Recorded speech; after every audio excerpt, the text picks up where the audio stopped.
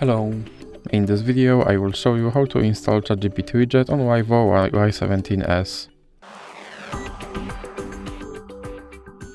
So you have to start by opening your Google Play Store, then click on search bar and type in Wally AI and click search.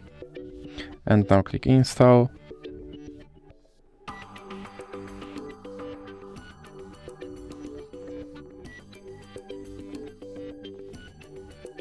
Now click open.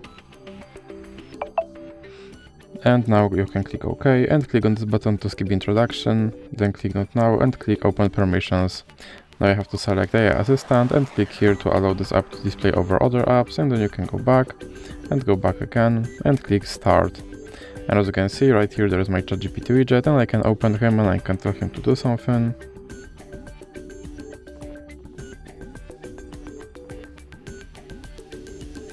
And as you can see, he responded. And if you want to remove him from your screen, simply drag him into the X icon in the middle.